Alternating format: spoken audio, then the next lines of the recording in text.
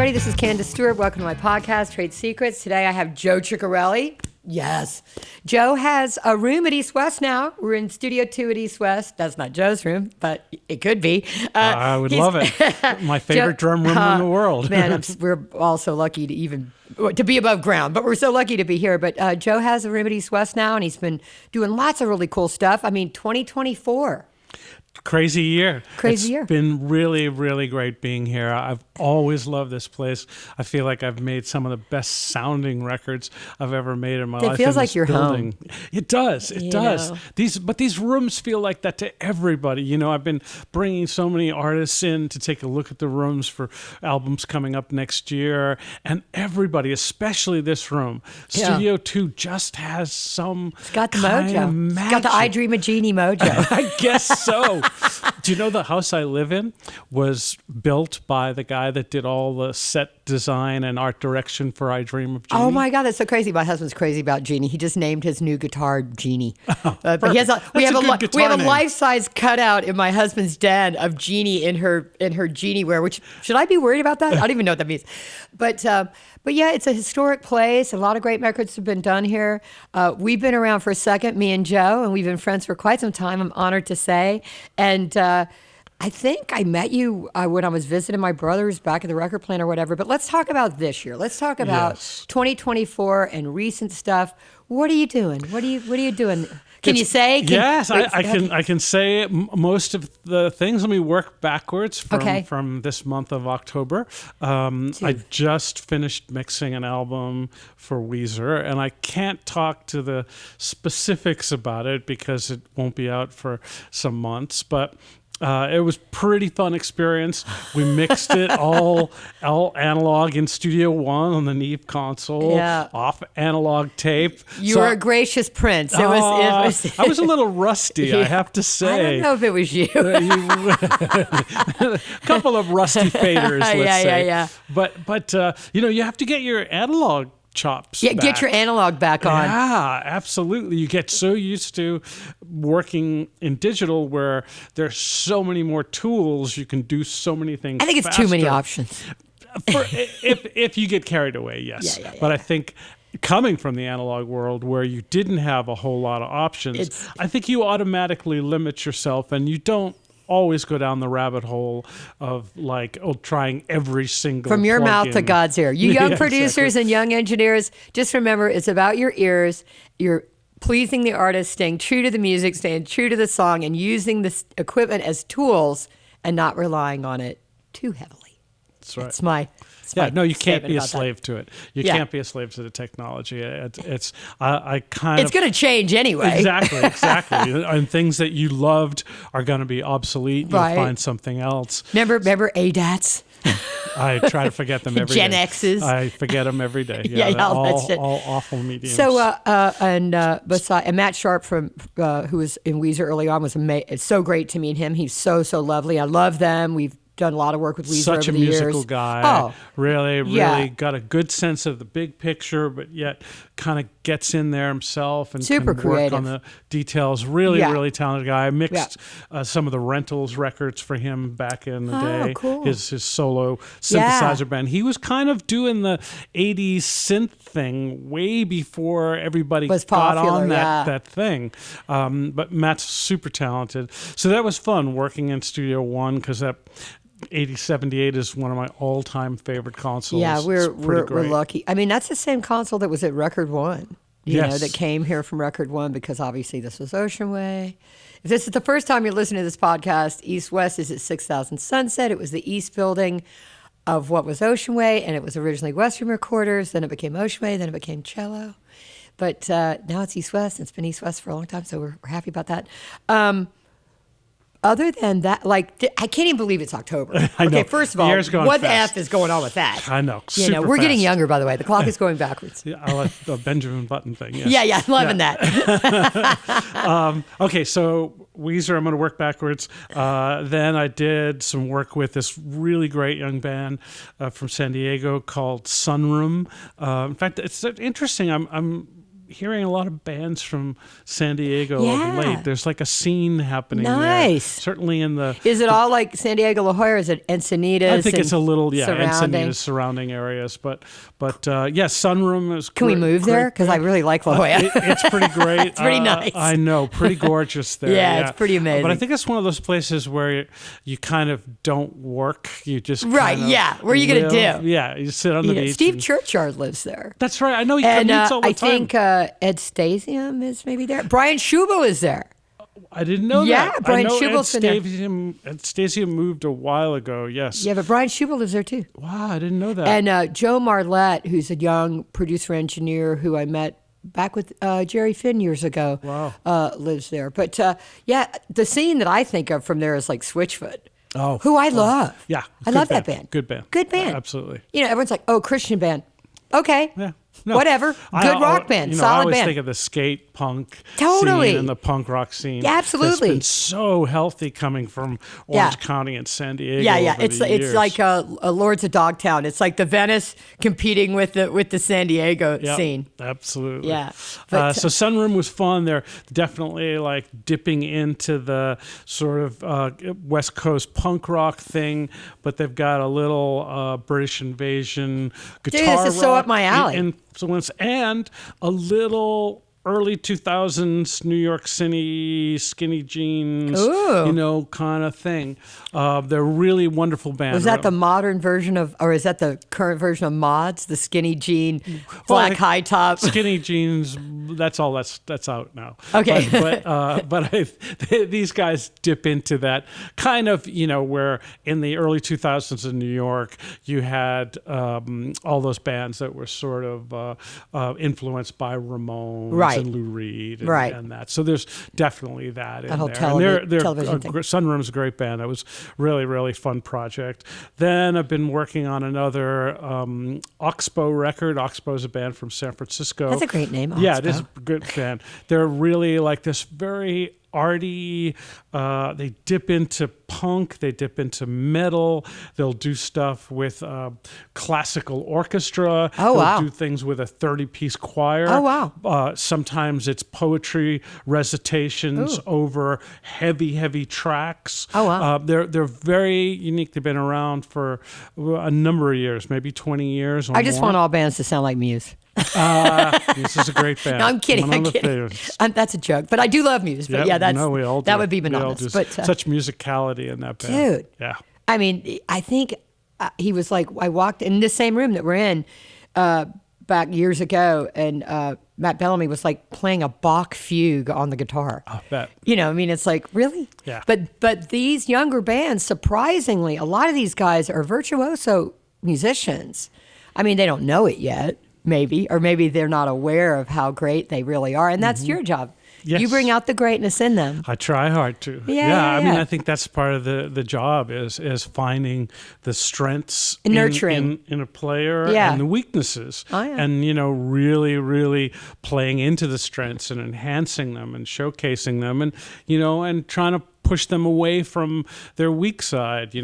Bands sometimes try to write in many different styles. And they get all over the place. Yeah, and I think, part of the job of being a producer is really finding the thing that works. You have to be a fan. And, absolutely. And really kind of, love certain things about a band. Just like you're excited about Muse, you have to be excited about Oxbow or Sunroom or whoever else you're working on. In fact, before I went and did another Oxbow project, I was 4 months, many months of that here at East West, doing a band for Glassnote Records called Ripe.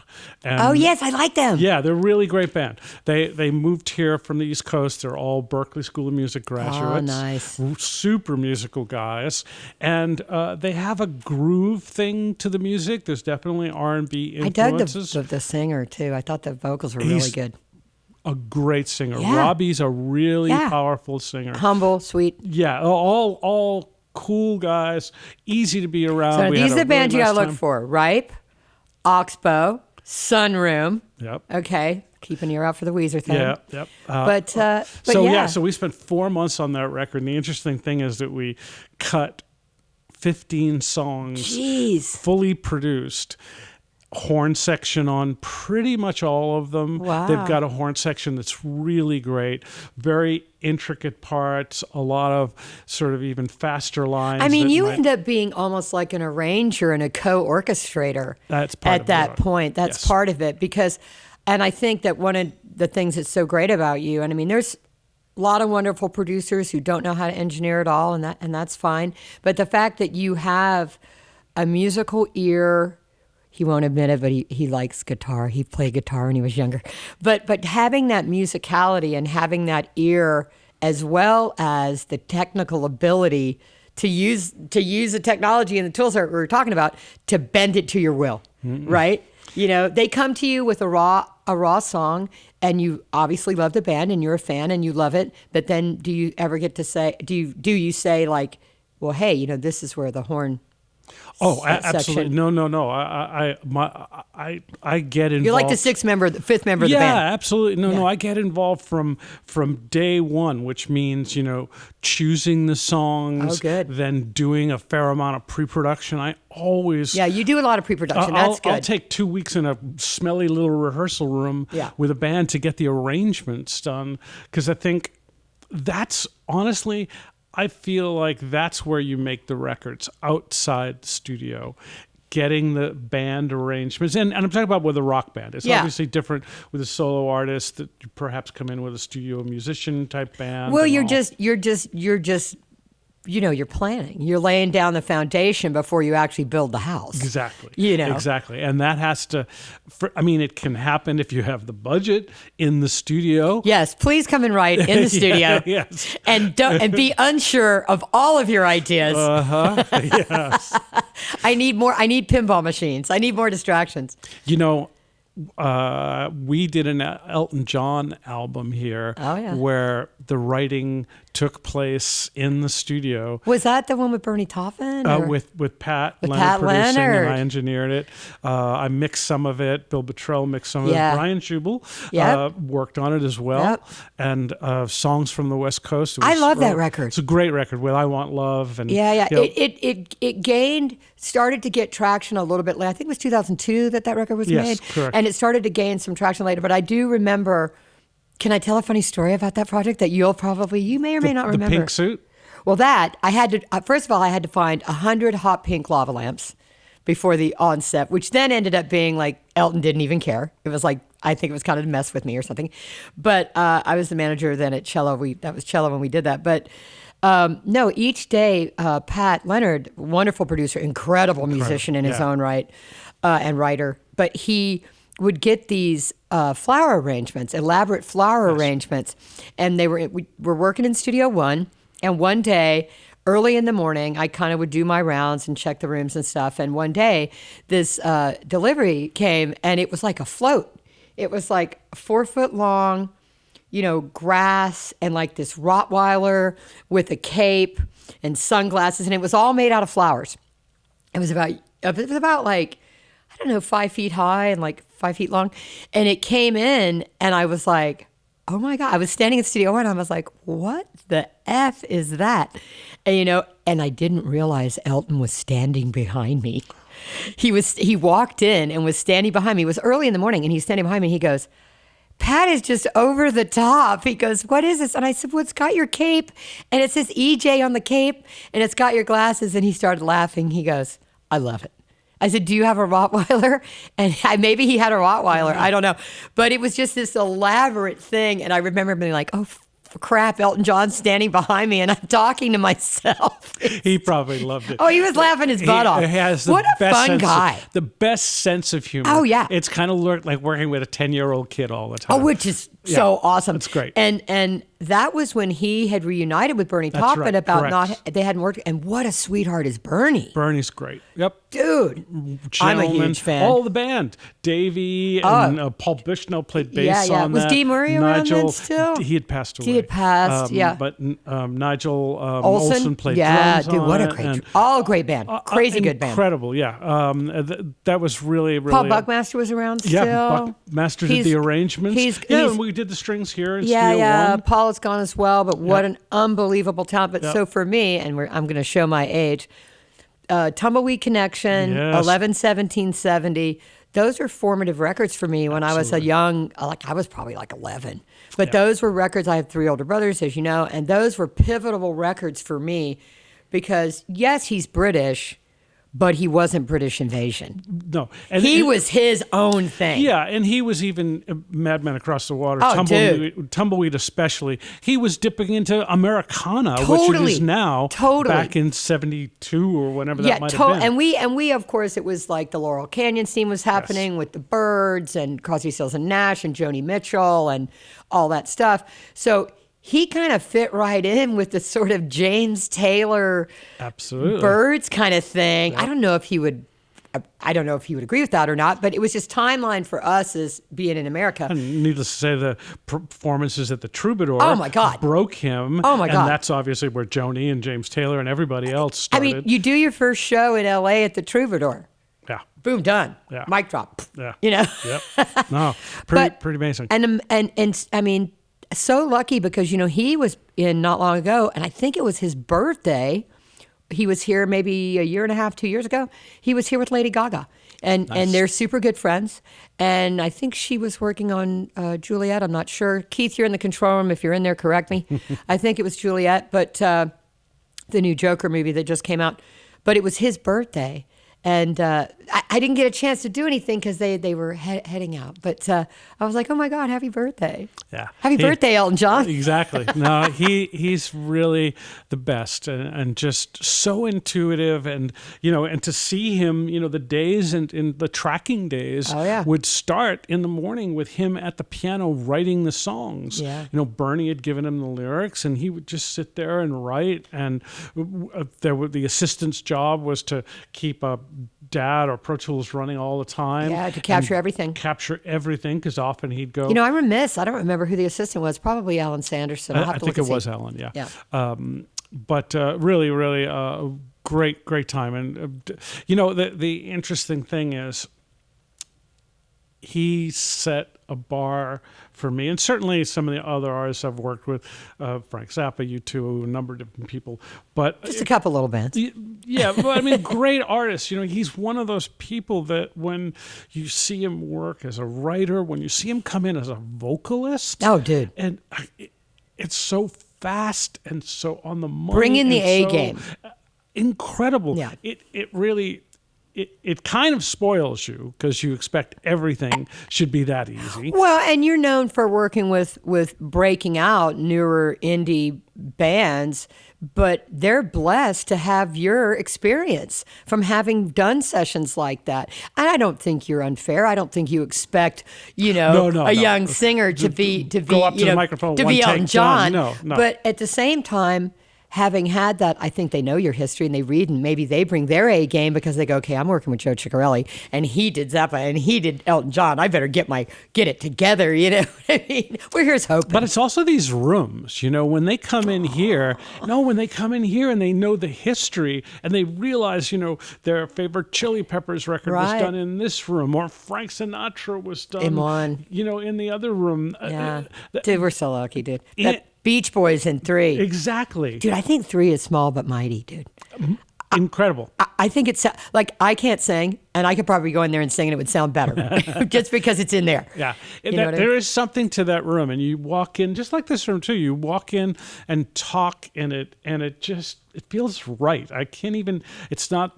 There's a woody texture. There's a natural. There's texture. A few places. I mean, we're so blessed in LA. I mean, Sunset Sound is amazing. Henson, your one sounds great. Conway's cool. All very amazing. I mean, there's a lot of little B rooms that are kind of coming, I shouldn't say B rooms, but rooms that are coming back around. My friend Trent Slatton has Stag Street, which is actually a great sounding room. Yeah. When I went to AS, I was telling you that I went to AS, and one of the things I was the opposite of disheartened, I was heartened.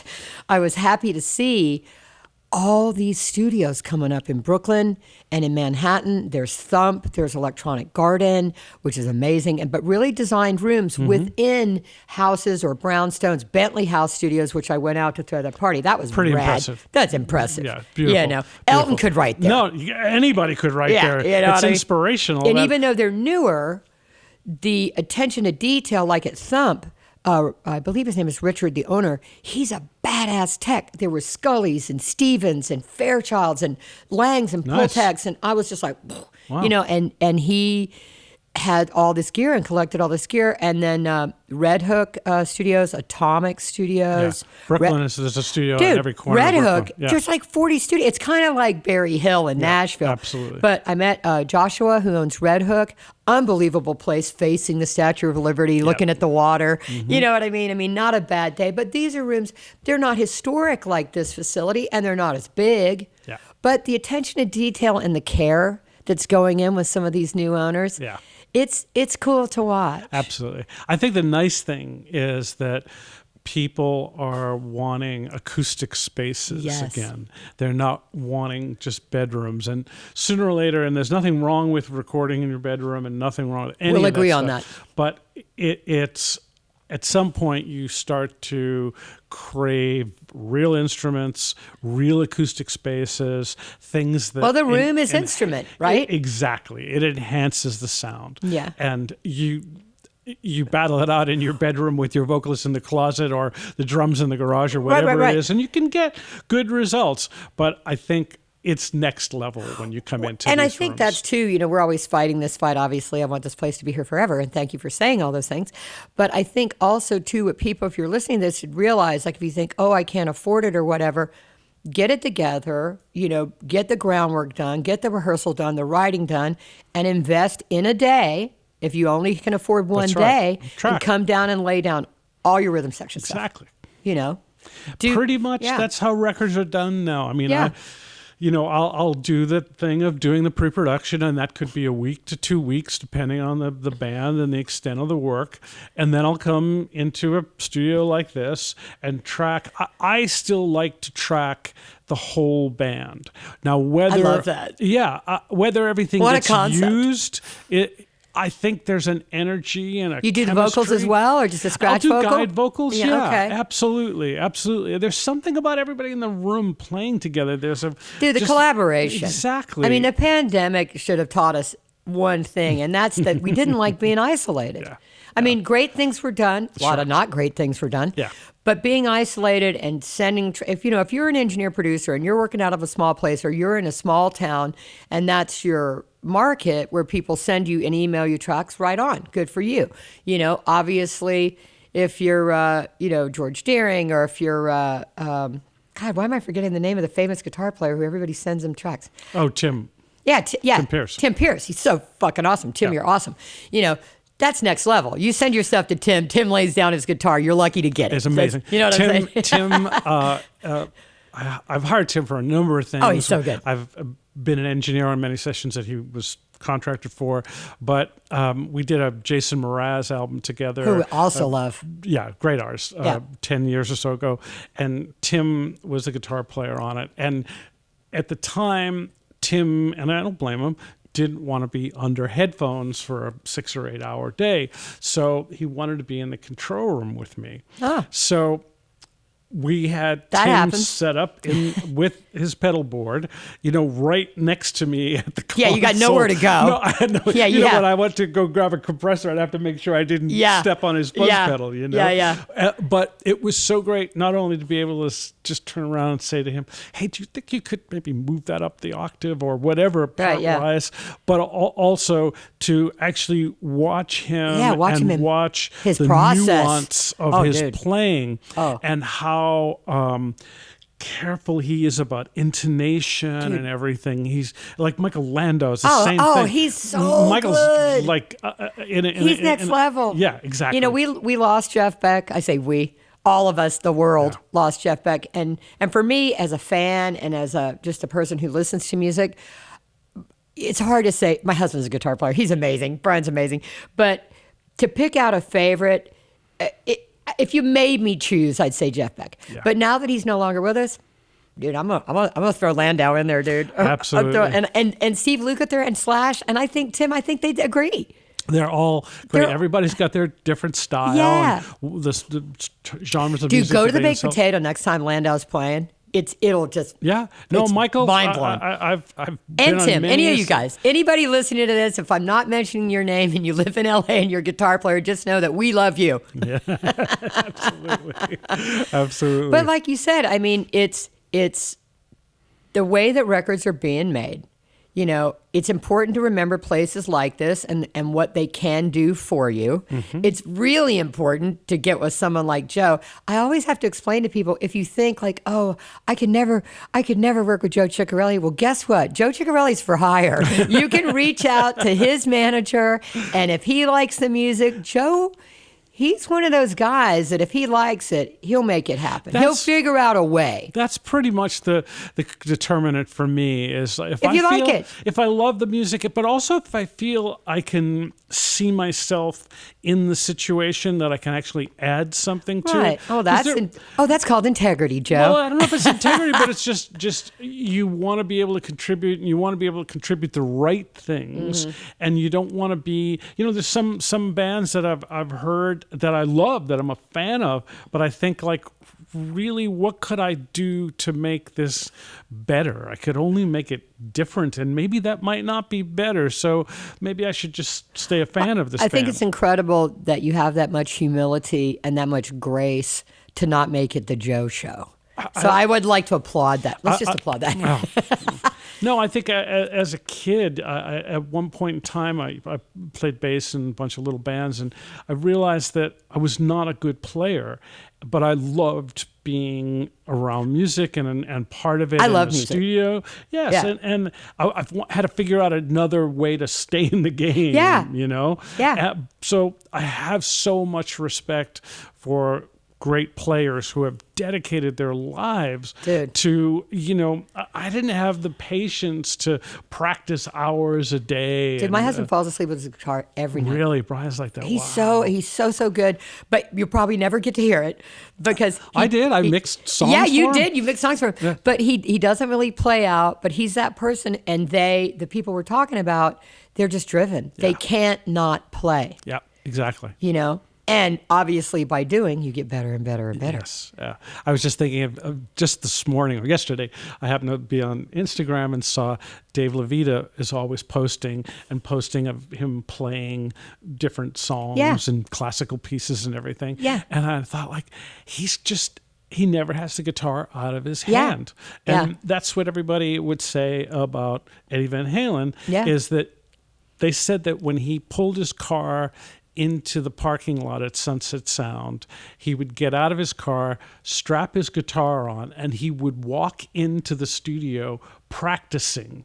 Like he literally didn't take the guitar I wonder off. if it's like on the spectrum or something. Probably is. Probably is, but that's okay. Yeah, it's all good. It's all good. I mean, I think that it's, is it chicken egg? Is it horse cart? I mean, we wouldn't have jobs if it wasn't for musicians. Absolutely. But musicians' music would never be heard without someone to capture it. True. An engineer, producer, engineer, etc. So what are some of the other things, that you've done or looking forward to? I mean, maybe last year, going forward. Okay. What's happening in Joe land? Yeah, okay. I don't like to talk about the future because I'm superstitious. Okay, all right. I never fair talk enough. about anything till I'm in the studio. Yeah, fair enough. But let's see. We went back to Ripe. Okay, which was the middle of the spring of the year. Yeah. Oh, before that was another Morrissey album.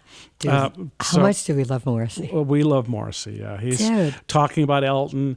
Morrissey's on the same level. Yeah. He's just a one-of-a-kind artist, a lyricist that can't be touched. I agree. Amazing. Yeah. His sense of melody is so unique The Sun Shines Out of My Behind alone is an incredible lyric.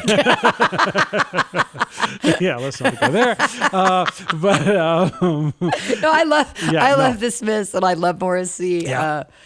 Weird connection, as you know, is that John Porter, who produced a lot of the early Smiths records, is the reason that I'm in this building. That's right. He got me the job at cello. And so I was a huge Smiths fan and Morrissey fan for always. Yeah, John did How Soon Is Now and a lot of the early Smiths Johnny stuff. Marr sent me his book. Oh, fantastic. It's in the lobby, yes. Mars Guitars. And somebody just told me that they went to an event recently at the Regent Theater. I didn't know anything about it. Yeah, where he was basically talking about the book and talking about all his guitars. And he would sort of tell a story about, I played this guitar on this song, and this is how the part came to me. Where does he live? Does he live in I think he lives in Manchester. Lives in Manchester. Yeah. Well, I'm going to find out from his manager, who actually got me the book, which was really gracious. And the next time he's in LA, I want to get him on the podcast, or maybe let him do an event here and talk about his guitars and his books. I think that's a great idea. He's a kind of I don't know if he's unsung, but he's a great guitar player. He's a great guitar player. Yeah. Those parts were really, really unique parts. Yeah. And, the way they went about building those songs, more often than not, Johnny never heard the melody or the lyrics. He would build tracks. Wow. And then that's not Morrissey, easy. This is the way Morrissey does it now. When I work with him and I get demos from the band or the writer, but sometimes a demo is fully fleshed out.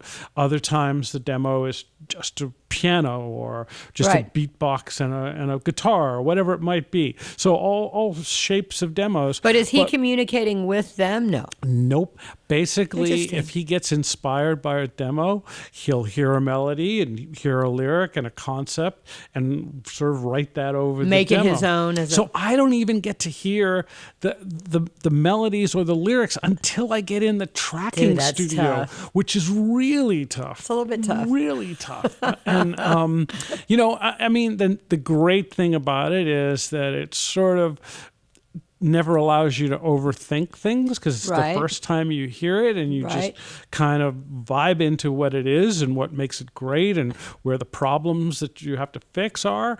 And the other thing about Morrissey is his vocals. Many, many times what we'll do is take that demo, go into the studio, figure out if it's the right key for him, or we'll then take the demo, pitch it up or pitch it down, whatever we have to do, maybe change the song form because he wants to add another chorus, something like that, and then have him sing over that demo. Dude. And the crazy thing is those guide vocals that he sings over the demo. In other words, before the band ever gets to play on this stuff, sometimes those guide vocals are the final vocals but he hears it in his head. He knows the dynamics. He knows where he should get big. He knows where he should be more laid back. And he has in his head where the guitar's coming in. And not really. No. That's the challenge, is that, he'll say, I like the lyric. I like the melody. I don't like what the demo sounds like. Perhaps it sounds too 90s to him, or it sounds too hard rock to him, or whatever it might be, and he'll just say, sometimes he'll give me some guidance like, I wish this had a Motown beat. Oh, nice. Or this needs to be very moody and swimmy, or this needs to be very violent. So you speak Morrissey. Yes. No, it truly is. Yeah. And, there's like one of my favorite moments was that we did an album of covers, and there was one tune where he kept talking about, like, he made these motions like this, and like a pendulum or waves. Exactly, like waves or a pendulum, and that's how he wanted it to feel. And I thought about it, and I thought about the lyric of the song, and we basically went and got samples of Arco basses, wow, and built the song. How cool is that? Around big bass samples that had this dramatic and wave-like. I feel like I'm rocking on a boat right now. Yeah, no, really, and that's kind of what he was doing when he was making these motions. He never said, I hear an Arco bass or whatever, but he's in tune with where he wants naive. it to I feel. don't know what an Arco bass is. An upright an bowed upright bass. Okay, like, gotcha. You'd have in a string section. Oh, or gotcha. Yeah. Upright bass. Oh, gotcha. But he's an artist that's maintained relevance for decades. Yes, decades. I He's younger than us. I should know this. He's younger than us. Yes, a little bit. He's put out dozens of solo albums, certainly the Smiths albums. Yeah. He's out on the road as we speak. Wow. So it's so wild, and I think this is crazy.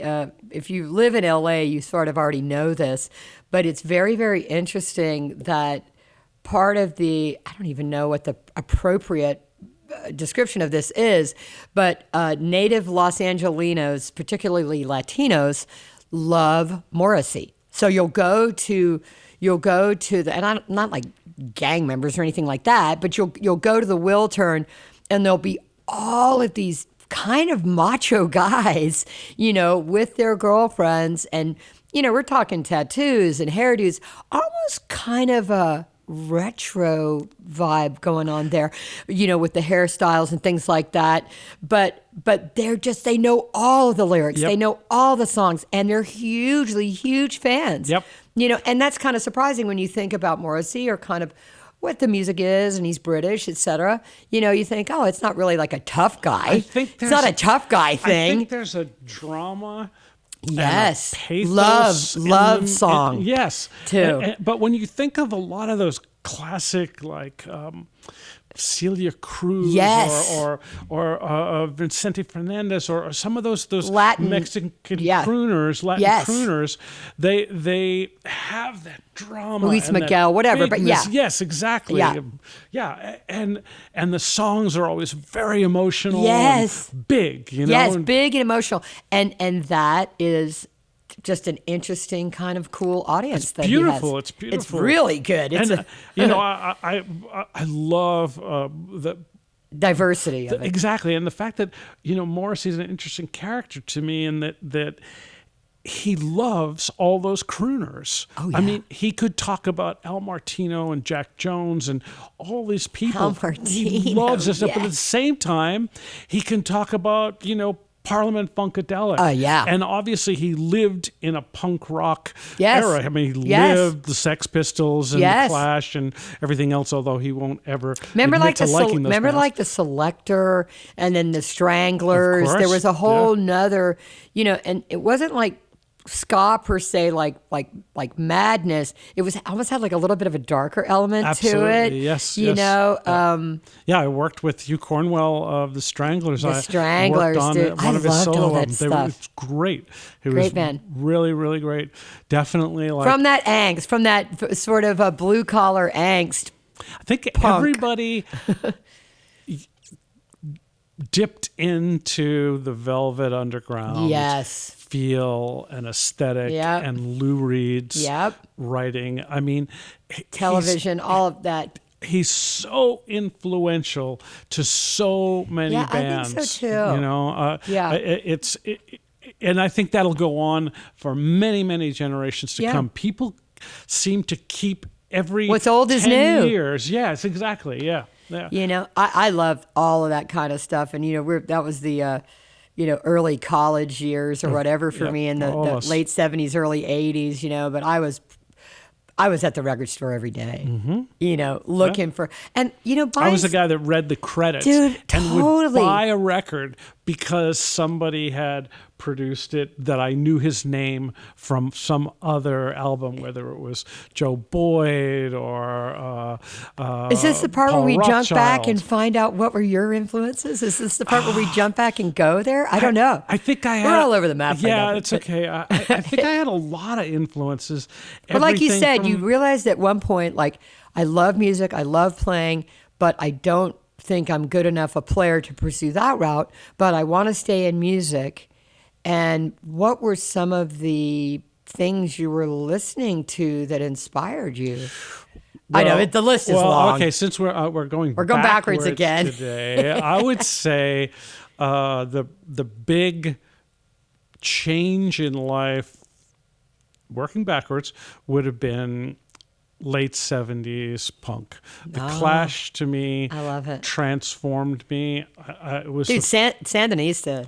Unbelievable, ridiculous. Record. Yeah, everything. Oh, ridiculous.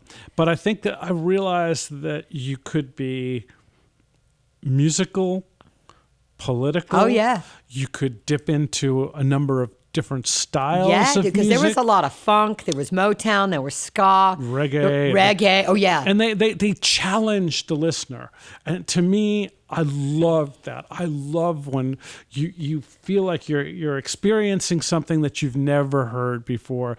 There's nothing derivative about it. Beck is another one that I think has done the same thing of taking a lot of things that his influences, putting them in a pot and making something. Dude, that I'm was obsessed with that song Seventh Heaven. Oh yeah. It's like, it's one of those, I don't have an Atmos room here, and in my office I have like an HD, thank you Dan McCarroll, I have an HD Echo, which is supposed, it shoots out the room and all that stuff, but the first thing I listened to in Atmos, and I've listened to lots of things in Atmos that I love, that I think are amazing and incredible, but when I listened to that, it was tracked, I was told, with Atmos in mind, and it was like 196 tracks or something fucking insane, but it's like it's like ding ding ding ding ding, and it really feels like you're in an immersive situation, even if you're not in an immersive environment. But yeah, that's cool too. I mean, Beck is amazing. Tom Rothrock. Oh my God, I'm having such a senior day today. I'm forgetting the engineer that was working with Tom on all the early Beck stuff. Give us a second. He had a room here. Yeah, maybe stop recording for 1 second, because I need to remember this. Rob Schneff. Rob Schneff. Yeah, of course. Yeah. There we go. Oh my God. Yeah. Rob, if you're listening, don't get mad. He actually just did a band that I Great did engineer. their previous EP, and I heard what Rob did, and he just killed it. It was amazing. Dude, he's so good. He's so good. So good. And does something I can't do. I kind of go in. I'm really not technical. I just like push a bunch of buttons and cross my fingers. He's downplaying his ability, but I get it. I mean, because of stumbling so many times, you then start to figure out, okay, a compressor does this, and the attack time determines this. But I didn't come at it knowing any of that stuff. He's like an electronics genius, yes. Rob. Yeah, absolutely. Yeah, he's modded his consoles. Yeah. It's like crazy. And he was him and Doug Boehm, who worked with them as well, great engineer. They were in where Jeff Ellis is now here at cello, and we call it Studio 4 now, it was Studio 7 then. They were holed up in there for quite a while, working on stuff. But great team. Yes. A lot of different teams back, like the Dust Brothers, cool team. Different sort of 90s, aughts teams. But anyway, we're talking about you. So it's about you today. So, but going back, like you said, like people that have it's not derivative, but it challenges the listener, So, and I think that's probably, we're all subjective. We listen to something and it either touches us. Exactly. Or it doesn't, And yeah, trying to make that connection in a recording, that's the key, and it's not easy to do.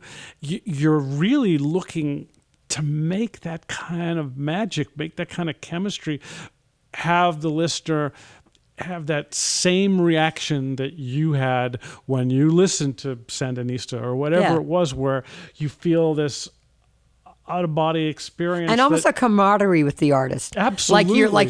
Like you're in there where they were feeling at that time. But sometimes you're wrong, though. It's like when the Beatles talk about yesterday. Most of the time you're 100% wrong, especially when it comes to lyrics. I think like Keith Richards or Paul McCartney or John Lennon, someone said, when you wrote Yesterday, it was originally called or was it Satisfaction that was called Scrambled Eggs, or Yesterday was called Scrambled Eggs? Yeah. Anyway, they had different titles, and they're like, where were you at? What were you thinking? Like, I don't know. I just sat down and I was having breakfast and I wrote Yesterday. Okay, well, we should all be that so lucky gifted, at breakfast. Gifted, that we sit down and write that. But I don't think it's a bad thing if you flatter yourself and you think, I know what they mean in this lyric, because it brings you closer to the song. Exactly. And even if you don't know, it's all right. Yep. It's okay. It's connection. Yeah, if you're relating to it, that's fine. Yep. You don't have to know where they were. Yep. You find out, you go, oh. You shouldn't find out, because then it is it did burst your bubble, right? Yes. I was going to ask, have you ever worked with Brian Ferry? I wish I'm a huge Roxy Music fan. I think he needs to work with you. I would love to. I love all. I'm going to call him up. I would love you to do that. I would be very thankful.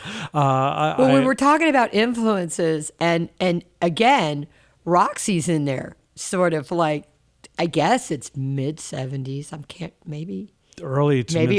Yes. Yeah. And that John Porter. Yeah. Again, John Porter. Yep. John, love you, but point being, very different. Yep. The Brian Eno landscape. Is it Phil Manzanera? But the other people in that band, and then Brian talking about crooners. Yep. I mean, whoa. Yep. I was at AES this year, and Bob Clearmountain was doing a thing at Power Station. I know that he'd worked with Brian many times. Oh, he mixed, obviously. Redid Avalon and Atmos, right? Avalon and Boys and Girls. But he picked a track. God, I can't remember. I'll remember the name of it later. But I went in just for a few minutes to say hi and to acknowledge and to listen to this track. And he played a song. And I'm a Roxy Music fan. Mm-hmm. I am a Brian Ferry solo fan. I thought most of the tracks. But he played a track I'd never heard. And it's about Brian singing about a woman that he thinks is like, the one that got away, like a great love that got away. Like he had in his mind built up, that the relationship was already happening and they were going to be together forever. and then within the concept of the song, you realize like she wasn't on the same page at all. Course, yes. Never going to happen. Ends up being heartbroken. But I was just like, man. Brian Ferry. Yeah, great artist, great band. And I seem to remember somebody telling me once that, like Peter Gabriel, they were pretty amazing they'd record something, and then they were never precious about what they recorded. In other words, they could strip it collaborate down. On the fly too. Yeah, and constantly reinventing, not being precious, really trying things, pushing things as far as they could go to see what else was in there. I like that because then they're getting out of their own way. Absolutely. You know what I mean? Yeah. And a lot of synth. Yes. Crazy cool synth stuff was happening. We were talking about synths earlier, but I keep jumping all around. I'm sorry about that. But you're saying things, and they're making me think about things like that.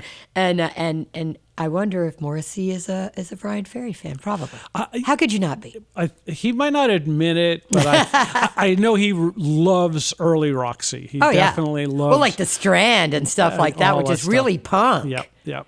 Which is really kind of crazy punk, and here's Brian in this almost tuxedo suit, looking super dapper, And but it's a combination of having a singer that comes from that place, and then you had musicians that came from another place, lived in a punk rock era in London, and you end up with this mix that doesn't sound like anything. Yeah, it's like X, Yeah, Rage Against the Machine or whatever. Yeah, just all great of that. combinations of people, different influences. Obviously, what we love is mixing it up. We like to hear all the diversity of different styles and all those things and how they can meld together. You just don't.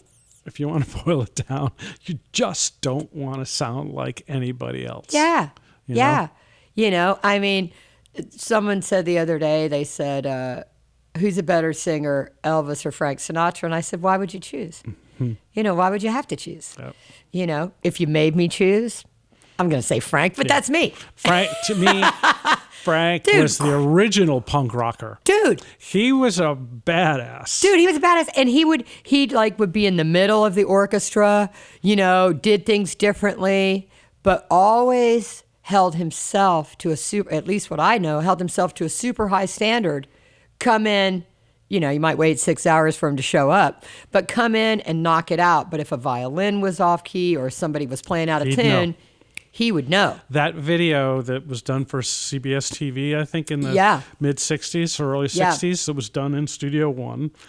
I've shown that to many singers. I don't think I've ever seen it. I got to see it. No. Oh my gosh. It was live with him in the studio singing right there with the orchestra. Oh my God. Singing in an AKG D24 dynamic mic. I love that you know the mic. Yeah, and he sounds incredible.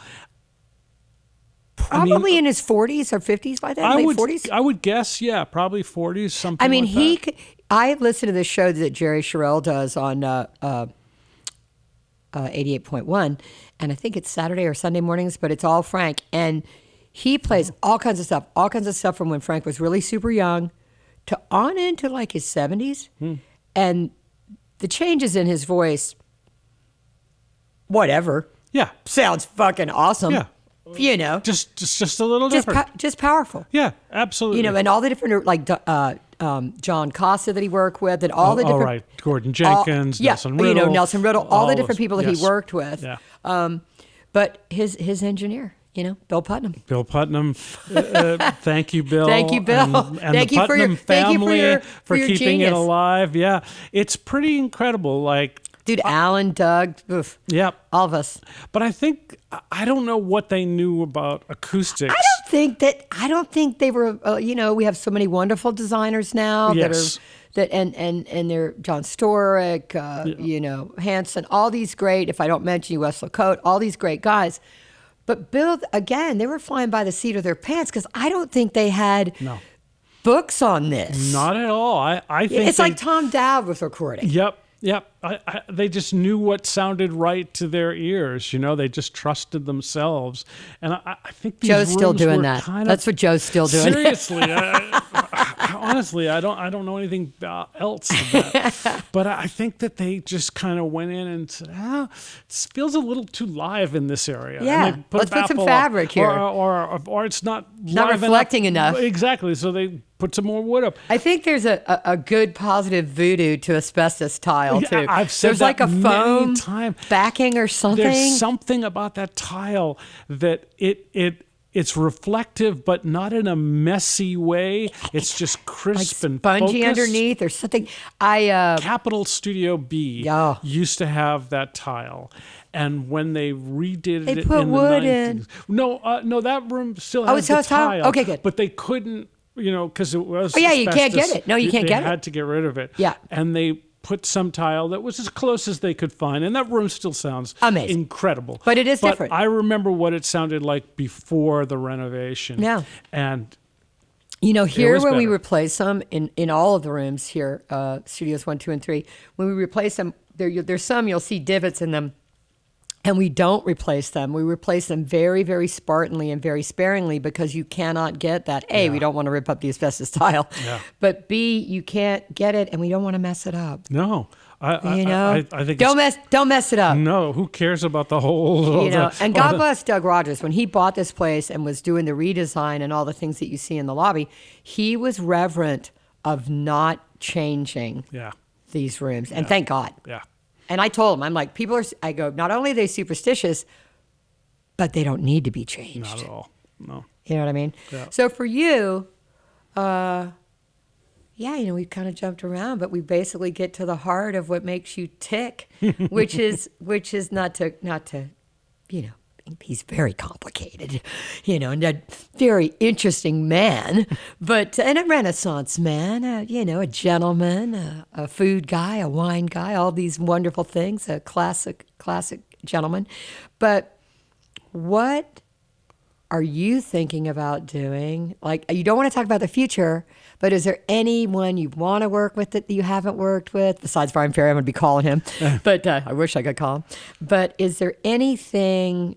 Do you have a take on maybe where music is going or anything like that? Not to be presumptuous, but just your... There's a lot of artists that I would love to work with, both established artists and new artists that I'm hearing.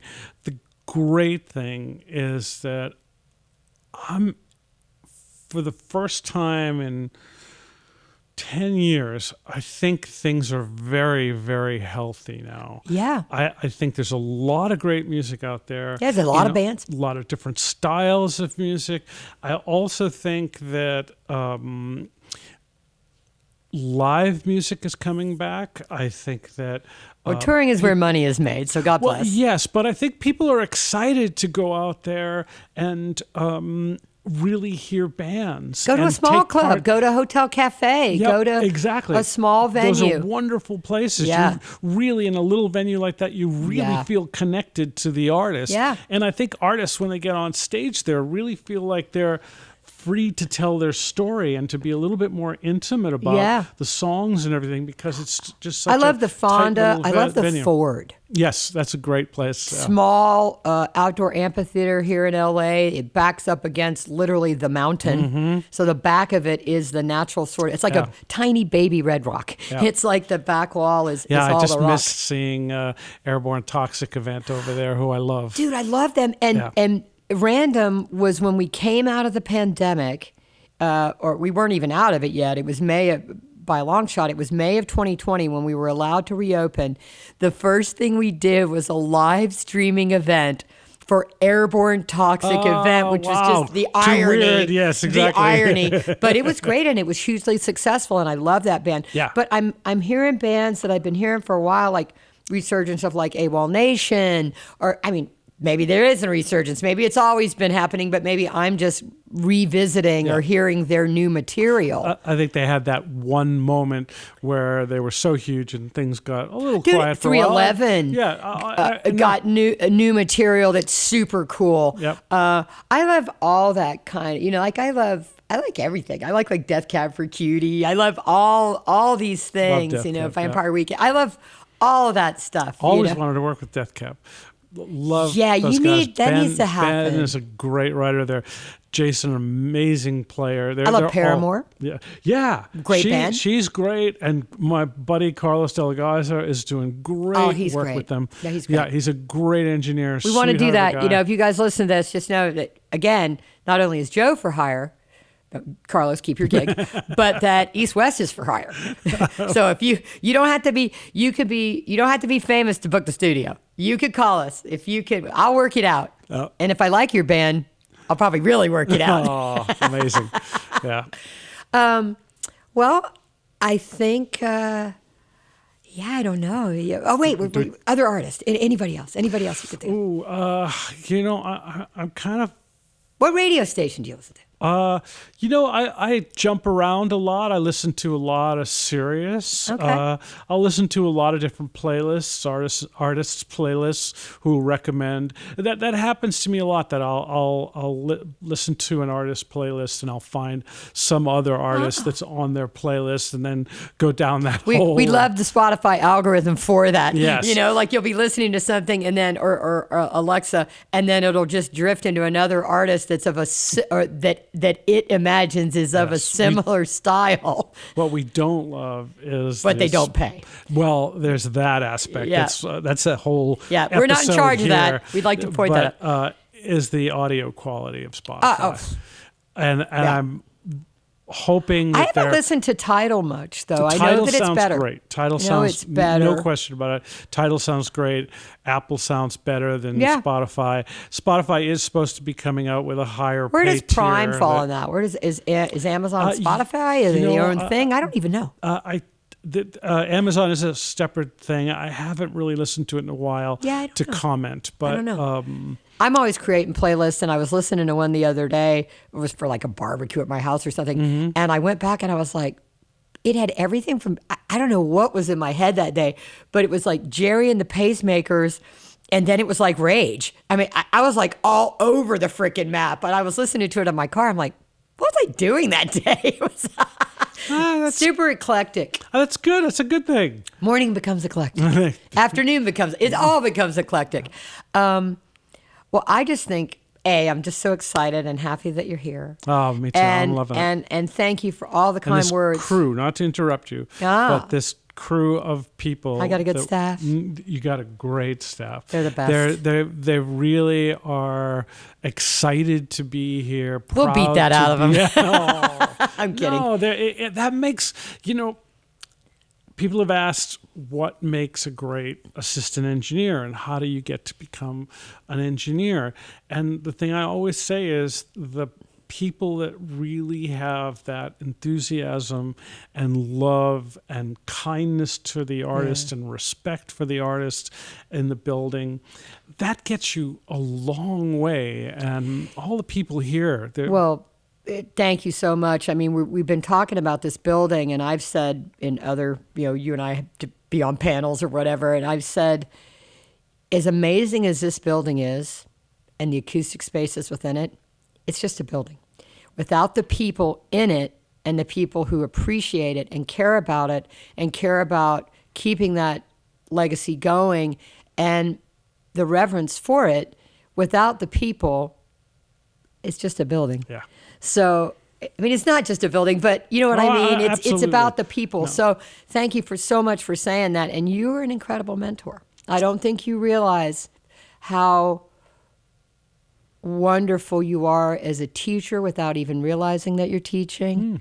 I think you just are being yourself, and I think that they learn. I tell my staff all the time, I'm like, when you work in a commercial facility, you're going to work with a lot of different producers and a lot of different engineers. And I said, if you're smart, you'll glean different things that they've done that you liked, that you saw were effective, or you liked and you'll create your own style from watching all these different people. Full circle back, who inspired you? Who did you learn from? We're all over the place right now. It doesn't matter. People, Shelley Yakis was really, really helpful to my career and inspirational for me from when I was a very, very young kid and first wanted to get involved in studios. Shelley welcomed me to the record plant in New York and was amazing. And even later, when he built A&M, the new A&M, Shelley's just unbelievable talent. Yeah, absolutely. Some records of I always confuse it. I always think it's Who's Next, but I think that might have been Glenn Johns. That's Glenn Johns. Yeah. But Damn the Torpedoes is so good. The one. Lenon's Imagine, Patti Smith. Oh yeah. Blue Not Oyster to be confused Cult. with Patti Smythe, but also good for you, Patti Smythe. Absolutely. But Patti Smith, Horses was a pivotal record for me in 1976, the same year that ELO came out with the single with Evil Woman. That's right. But a lot of stuff was happening obviously I'm a product of that time. That's definitely the golden years of rock and roll, if you want to call it that, for sure. Yeah. I think Bowie I think British Invasion, I think like Beatles, obviously, Stones, obviously. Oh, you know what you have to watch? If you haven't seen it, put this in your rotation. The Tammy Awards. Oh, I know the Tammy show. Yeah. Oh my God. Yeah. Oh my God. It's the Teen American Music whatever. Yeah. Is it Team American Music something or other? I'm not sure what it stands for. But it's James Brown. Oh. And then the Stones have to follow James Brown. I've seen that clip. It's amazing. There's a Mick. There's another Mick, clip of James you did great. Brown. There's a German show that was similar to that. Okay. And there's a James Brown show. Oh God, I almost remember the name of the German television show, but James Brown just he's unreal. It. Yeah. It's insane. Clyde Stubblefield, the drummer. Oh yeah. Oh my God. Like, talk about setting a bar. Dude, on the Tammy show, I looked and I could see in the band, and they're in the shade. They're not in the forefront, and Glenn Campbell's in the band.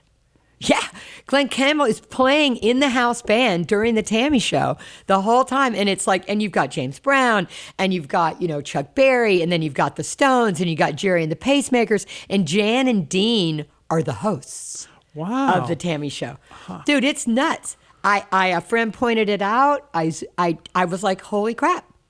But that's the Wrecking Crew, part of the Wrecking Crew playing at that. And I don't know.